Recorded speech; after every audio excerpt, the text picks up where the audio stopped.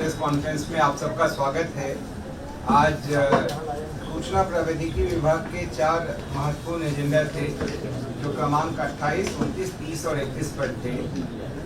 उनके बारे में आपको बताने के लिए हमारे बीच माननीय मंत्री सूचना एवं प्रौद्योगिकी विभाग बिहार सरकार मौजूद है। उनके साथ सचिव सूचना प्रौद्योगिकी भी यहाँ मौजूद हैं। मैं सर से अनुरोध करूंगा कि आपको पहले संबोधित करें और जो ये 4 महत्वपूर्ण एजेंडा थे इनके बारे में विस्तार से बताएं। बहुत धन्यवाद अरविंद जी। सबों को नमस्कार। आज सूचना प्रौद्योगिकी विभाग के 4 एजेंडे की स्वीकृति राज्य मंत्रिपरिषद द्वारा दी गई है और आर्टिफिशियल इंटेलिजेंस, जैसा आप अवगत हैं कि बिहार लगातार आदरणीय मुख्यमंत्री सम्राट चौधरी जी के नेतृत्व में आर्टिफिशियल इंटेलिजेंस के क्षेत्र में बहुत व्यापक स्टेप्स हम लोग ले रहे हैं। बिहार को मजबूती से न सिर्फ अपने देश स्तर पर बल्कि अंतर्राष्ट्रीय स्तर पर भी स्टैब्लिश करने की। आज 4 MOU हम लोगों को की स्वीकृति का प्रस्ताव का अनुमोदन राज्य मंत्री परिषद ने दिया है, जिसमें मुख्यतः गूगल के साथ, माइक्रोसॉफ्ट के साथ, भारत GPT के साथ और सर्वम AI के साथ ये 4 MOU हम लोग आने वाले समय में हस्ताक्षरित करेंगे। आपको ये भी बताते हुए प्रसन्नता हो रही है कि बिहार की अपनी AI पॉलिसी भी अभी अंतिम चरण में है, वो भी कुछ समय में हम लोग लेके आएंगे। इन 4 MOU के बाद जो भी इन 4 प्रमुख कंपनियां हैं, 2 तो विश्वविख्यात हैं, ग्लोबल कंपनियां हैं और 2 अपने देश की कंपनी है। इनके बाद जो भी सॉल्यूशंस, समाधान, चाहे रिसर्च के संदर्भ में या किसी टूल के माध्यम से आर्टिफिशियल इंटेलिजेंस के प्रयोग के लिए उपलब्ध होगा, तो उसका इस्तेमाल हम लोग बिहार में भी हम लोग कर सकेंगे। इस MOU में कोई फाइनेंशियल कमिटमेंट नहीं है, ये एक तरह से सहमति का पत्र हम लोग आने वाले समय में उनके साथ हस्ताक्षरित करेंगे, जिसमें आर्टिफिशियल इंटेलिजेंस के क्षेत्र में इन 4 बड़ी कंपनियों का सहयोग बिहार में न सिर्फ प्रशिक्षण के लिए, मतलब आने वाले समय में सरकार की योजना है कि आर्टिफिशियल इंटेलिजेंस के क्षेत्र में स्किलिंग में हम लोग बहुत व्यापक रूप से काम करेंगे। जो सरकार की योजनाएं संचालित होती हैं या जो विभाग की आवश्यकताएं होती हैं, उनके डिलीवरी में भी हम इस्तेमाल करेंगे। हमारे यहाँ के जो ह्यूमन रिसोर्स, जो हमारे पदाधिकारी, हमारे कर्मी या शिक्षक हैं, आने वाले समय में हम उनको भी AI के क्षेत्र में हम उनको प्रशिक्षित करेंगे।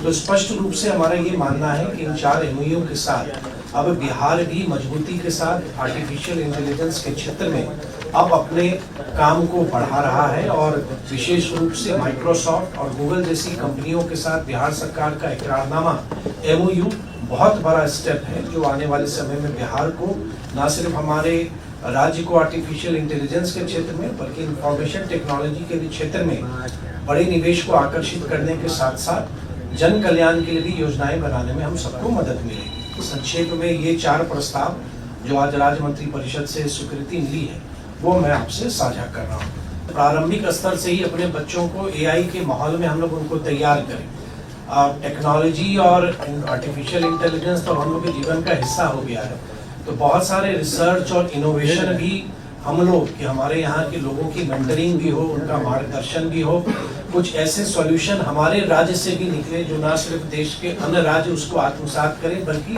ग्लोबली भी उनकी पहचान हो सके। IIT पटना में भी हम लोग का एक बहुत बड़ा रिसर्च लैब बनने जा रहा है, जो पूरे इंफॉर्मेशन टेक्नोलॉजी और विशेष रूप से आर्टिफिशियल इंटेलिजेंस के क्षेत्र में आने वाले समय में एक बहुत बड़ा केंद्र हमारा बनेगा। तो प्रशिक्षण एक आयाम है। निश्चित तौर पर आने वाले समय में हम रिसर्च भी इनवाइट करेंगे, इनोवेशन में भी हम लोग काम करेंगे, जॉब क्रिएशंस होंगे। हमारे यहाँ के लोग अगर AI में स्किल्ड होंगे, हमारे यहाँ निवेश भी बढ़ेगा, क्योंकि बिहार की हमारी पूंजी हमारे लोग हैं, हमारी युवा शक्ति है। तो आने वाले समय में आप देखेंगे कि आर्टिफिशियल इंटेलिजेंस का व्यापक इस्तेमाल निवेश के साथ साथ रोजगार सृजन, हमारे लोगों का प्रशिक्षण और एम्प्लॉयबिलिटी बढ़ाने में किया जाएगा। पहला एजेंडा था शांजा विश्वविद्यालय मधुबनी की स्थापना, जिसका प्रायोजक दिल्ली ट्रस्ट आराम नगर कुतुब रोड पहाड़गंज है, उसके स्वीकृति दी गई। दूसरे में प्रायोजक निकाय Ambedkar institute of higher education trust चितनावा दानापुर पटना को निजी क्षेत्र में बीबी गिरी विश्वविद्यालय दरौंदा सिवान की स्थापना एवं संचालन की स्वीकृति दी गई। तीसरे एजेंडा में ऐसे foundation Shri Krishnapuri new area Nawada को निजी क्षेत्र में ऐसे विश्वविद्यालय अशोकनगर नवादा बिहार की स्थापना एवं विश्वविद्यालय संचालन की स्वीकृति दी गई। चौथे एजेंडा में हिमालय एजुकेशनल ट्रस्ट लोहिया नगर कंकड़बाग पटना को निजी क्षेत्र में हिमालय विश्वविद्यालय पालीगंज पटना की स्थापना और विश्वविद्यालय संचालन की स्वीकृति दी गई। पांचवें एजेंडा में CEO educational and welfare society उल्टी विला अपार्टमेंट पूनम गैस गोदाम के नजदीक अम्बेडकर पथ खाजपुरा पटना को सीईओ विश्वविद्यालय जसोइया मोड़ औरंगाबाद बिहार की स्थापना और विश्वविद्यालय संचालन की स्वीकृति प्रदान की गई। आज का छठा एजेंडा कृषि विभाग का था, जिसके अंतर्गत परंपरागत कृषि विकास योजना के लिए 30 करोड़ 7 लाख रुपए की स्वीकृति दी गई। अगला एजेंडा कृषि विभाग का था, जिसमें चतुर्थ कृषि रोड मैप के अंतर्गत तिलहनी फसलों को बढ़ावा देने के लिए वित्तीय वर्ष 26-27 में राष्ट्रीय खाद्य तेल तिलहन मिशन के अंतर्गत कुल 36 करोड़ 18,62,700 रुपए की स्वीकृति दी गई। अगले एजेंडा में कृषि विभाग द्वारा चतुर्थ कृषि रोड मैप अंतर्गत आत्मा तथा बामेती के लिए कुल 148 करोड़ 99,31,400 रुपए मात्र की लागत पर कार्यान्वयन एवं निकासी तथा व्यय की स्वीकृति दी गई। इससे कृषि का प्रसार करने में मदद मिलेगी। कला एवं संस्कृति विभाग का अगला एजेंडा था, जिसमें संस्कृति मंत्रालय भारत सरकार से संबद्ध संस्थान ASI भारतीय पुरातत्व सर्वेक्षण नई दिल्ली एवं पुरातत्व निदेशालय कला एवं संस्कृति विभाग बिहार पटना के बीच प्राचीन स्मारक एवं पुरातात्विक स्थल एवं अवशेष अधिनियम 1958 के तहत घोषित राष्ट्रीय महत्व के पुरातात्विक स्थलों एवं स्मारकों के जीर्णोद्धार, उन्नयन एवं रख रखाव कार्य हेतु समझौता किए जाने की स्वीकृति दी गई। बिहार ऐसा तीसरा राज्य है जिसने ASI के साथ ऐसा समझौता किए जाने की स्वीकृति दी है। अगला एजेंडा वित्त विभाग का था, जिसमें बिहार यात्रा भत्ता नियमावली 1949 के नियम 69(2) में को विलोपित किए जाने की स्वीकृति दी गई।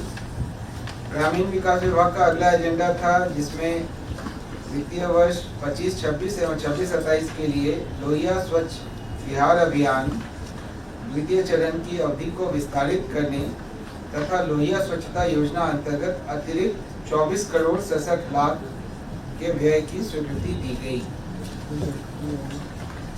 12वां एजेंडा भी ग्रामीण विकास विभाग का था, जिसके अंतर्गत विकसित भारत जी राम जी योजना के तहत बिहार राज्य ग्रामीण रोजगार गारंटी परिषद के गठन की स्वीकृति दी गई। इसके साथ ही पूर्व में मनरेगा के अंतर्गत गठित बिहार ग्रामीण रोजगार गारंटी परिषद को निरसित करने की भी स्वीकृति दी गई। विकसित भारत जी राम जी योजना के कार्यान्वयन हेतु तकनीकी और प्रशासनिक शक्तियों के प्रत्यायोजन के संबंध में अगला एजेंडा था, जिसके लिए विभिन्न स्तरों पर तकनीकी एवं प्रशासनिक स्वीकृति की शक्तियां प्रदान की गई।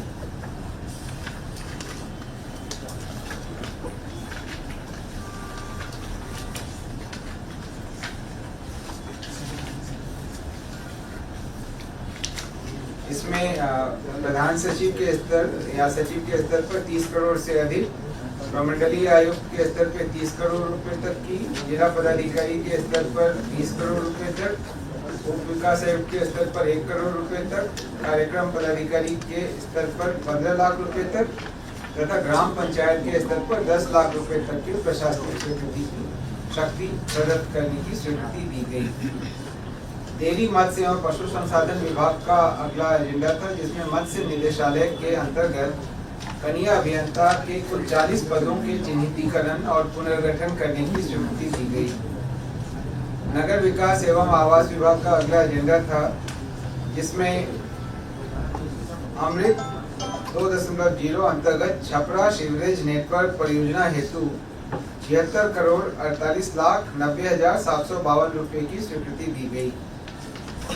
नगर विकास एवं आवास विभाग का ही अगला एजेंडा था, जिसमें अर्बन चैलेंज फंड मिशन में भागीदारी हेतु आवासन और शहरी कार्य मंत्रालय भारत सरकार एवं नगर निकायों के साथ एमओयू करने की स्वीकृति दी गई। नगर विकास एवं आवास विभाग का ही अगला एजेंडा था, जिसमें बिहार शहरी आयोजना तथा विकास नियमावली 2014 में संशोधन करते हुए प्रमंडलीय आयुक्त को आयोजना क्षेत्र प्राधिकार का पदेन अध्यक्ष तथा जिला पदाधिकारी को पदेन उपाध्यक्ष नामित करने की स्वीकृति दी गई। नगर विकास एवं आवास विभाग का अगला एजेंडा था, जिसमें राज्य में सुनियोजित शहरी विकास को प्रोत्साहित करने के लिए 12वें ग्रीनफील्ड सैटेलाइट टाउनशिप के रूप में रोहतास जिला अंतर्गत डेहरी में ग्रीनफील्ड सैटेलाइट टाउनशिप का क्षेत्र एवं विकास प्रक्रिया के चयन की स्वीकृति दी गई। अगले एजेंडा में नगर विकास एवं आवास विभाग का ही एजेंडा था, उसमें छपरा, सीतामढ़ी, मुजफ्फरपुर एवं भागलपुर आयोजना क्षेत्र के क्षेत्र विस्तार की स्वीकृति दी गई। पथ निर्माण विभाग का अगला एजेंडा था, जिसमें इंडिपेंडेंट थर्ड पार्टी से ब्रिज सेफ्टी ऑडिट कराने के लिए 47,76,05,000 रुपए की स्वीकृति दी गई।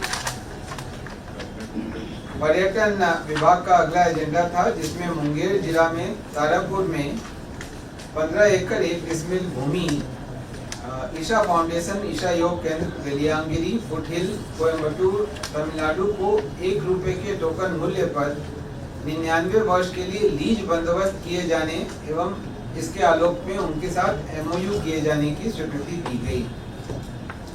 विधि विभाग का अगला 4 एजेंडा था, जिसमें अनुमंडलीय व्यवहार न्यायालय महाराजगंज में प्रस्तावित 10 कोर्ट भवन, एमिनिटी भवन एवं हाजत भवन के लिए 34,33,26,000 रुपये, अनुमंडलीय व्यवहार न्यायालय पूर्वी चंपारण मोतिहारी के परिसर में 20 कोर्ट भवन के निर्माण हेतु 53,02,26,000 रुपये, अनुमंडलीय व्यवहार न्यायालय बेगूसराय के परित्यक्त एसडीजेएम कोर्ट के भूखंड पर प्रस्तावित 15 कोर्ट भवन के निर्माण हेतु 39,04,13,000 रुपये तथा अनुमंडलीय व्यवहार न्यायालय रजौली नवादा में 10 कोर्ट भवन, एमिनिटी भवन एवं हाजत भवन के निर्माण कार्य हेतु 38,38,31,000 रुपये की स्वीकृति दी गई। अगला एजेंडा राजस्व एवं भूमि सुधार विभाग का था, जिसमें श्रीमती अंजलि कुमारी आनंद तत्कालीन सहायक बंदोबस्त पदाधिकारी भू अभिलेख एवं परिमाप निदेशालय बिहार पटना, जो अभी निलंबित थी, को सेवा से बर्खास्तगी जो सामान्यतया सरकार के अधीन भविष्य में नियोजन के लिए निर्भरता होगी का दंड अधिरोपित करने की स्वीकृति दी गई। राजस्व एवं भूमि सुधार विभाग का ही अगला एजेंडा था, जिसमें गया जिला में बोधगया अंचल के अंतर्गत 34 डिसमिल बिहार सरकार के स्वामित्व की भूमि कतिपय शर्तों के अंतर्गत नामग्याल तांत्रिक कॉलेज, जो कि हिज होलीनेस दलाई लामा का पर्सनल मोनेस्ट्री है, उसको 50 वर्षों के लिए लीज बंदोबस्त करने की स्वीकृति दी गई। अगले 4 एजेंडा सूचना प्रौद्योगिकी विभाग से संबंधित थे, जिसके बारे में माननीय मंत्री महोदय ने विस्तार से बताया है। शिक्षा विभाग का अगला एजेंडा था, जिसमें वित्तीय वर्ष 26-27 में केंद्र प्रायोजित पीएम जनमन योजना, जो कि जनजातीय आदिवासी न्याय महाअभियान योजना है, इसके अंतर्गत पीबीजीटी के लिए 6 जिलों में कुल 15 छात्रावास के निर्माण एवं संचालन हेतु कुल 41,25,00,000 रुपए की प्रशासनिक स्वीकृति दी गई।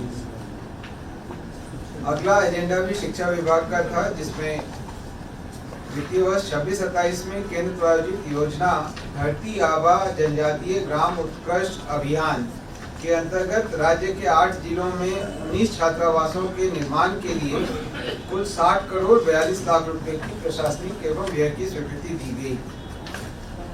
अगले 4 एजेंडा श्रम संसाधन एवं प्रवासी श्रमिक कल्याण विभाग से संबंधित थे। ये अत्यंत ही महत्वपूर्ण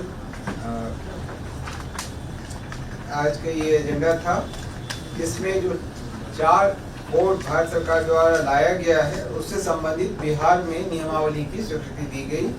पहला था औद्योगिक संबंध बिहार नियमावली 2026 की स्वीकृति। दूसरा सामाजिक सुरक्षा बिहार नियमावली 2026 की स्वीकृति।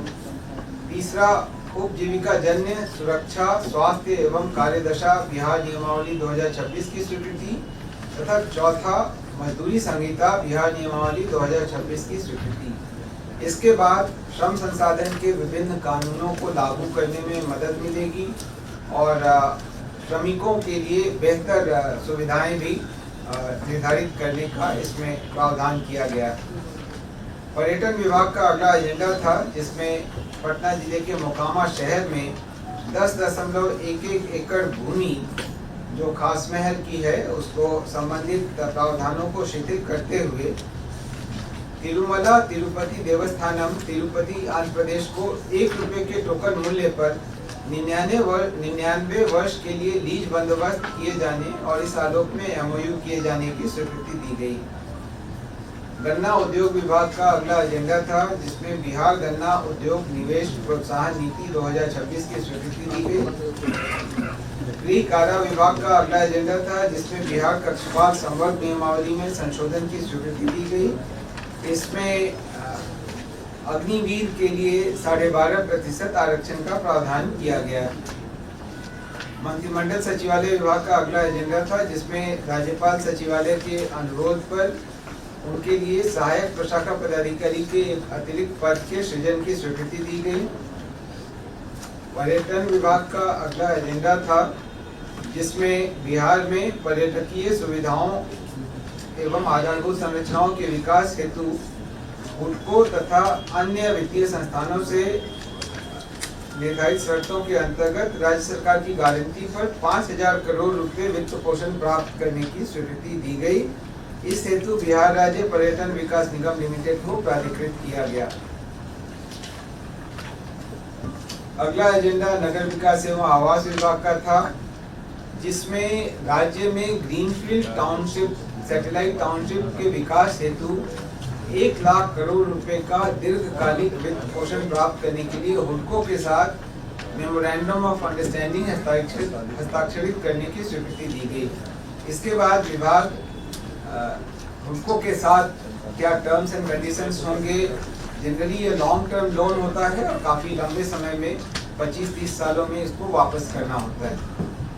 शिक्षा विभाग का अगला एजेंडा था, जिसमें राज्य के प्रारंभिक विद्यालय से लेकर उच्च माध्यमिक विद्यालय के शिक्षकों, प्रधान शिक्षकों एवं प्रधानाध्यापक के स्थानांतरण को विनियमित करने हेतु बिहार राज्य शिक्षक स्थानांतरण नियमावली 2026 की स्वीकृति दी गई।